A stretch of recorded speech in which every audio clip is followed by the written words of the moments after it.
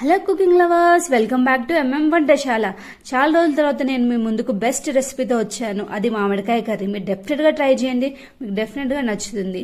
ముందుగా కడాయి పెట్టుకొని కొద్దిగా నూనె వేసుకొని, కొద్దిగా తాలిపుంజలు, కొద్దిగా పసుపు, కొన్ని పచ్చిమిరపకాయలు, కొన్ని ఆనియన్స్, కొద్దిగా కరివేపాకు వేసుకొని ఫ్రై చేసుకోవాలి. దాని తర్వాత కొద్దిగా అల్లం వెల్లుల్లి పేస్ట్ వేసుకొని ఫ్రై అయిన తర్వాత టమాటా ముక్కలు, అలానే దాంతోపాటు మామిడికాయ ముక్కలు. ఇక్కడ మామిడికాయ ముక్కలు అనేది మీకు నచ్చిన షేప్లో కట్ చేసుకోండి. లైక్ చిన్నగా కావాలంటే చిన్నగా, మీడియంలో కావాలంటే మీడియంగా. నేను కొద్దిగా పెద్దగా కట్ చేసుకున్నాను. ఎందుకంటే మనం తింటూ ఉంటే ఆ మామిడికాయ ముక్క ఫ్లేవర్ అనేది రావాలి, మనకు ఆ నోటికి తెలుస్తూ ఉంటేనే ఆ టేస్ట్ అనేది బాగుంటుంది అనమాట. అలా నేను కొద్దిగా మీడియం సైజులో కట్ చేసుకున్నాను.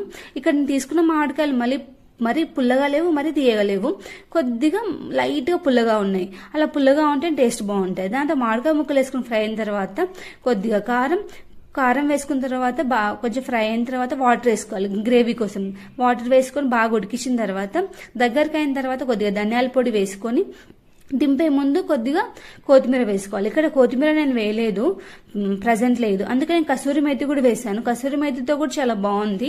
ఇది వేడివేడి అన్నంలో చాలా బాగుంటుంది. డెఫినెట్గా ట్రై చేయండి. ఇది కర్రీ మనం సేమ్ కొంచెం సిమిలర్గా గుమ్మడికాయ కర్రీ లెక్క ఉంటుంది. ఇక్కడ నేను చూపిస్తున్నాను కదా మామిడికాయని అంటే ఎలా ఉడికిందేలో, ఈ విధంగా ఉడికితే చాలా ఈజీగా సింపుల్గా ఉంటుంది. డెఫినెట్గా ట్రై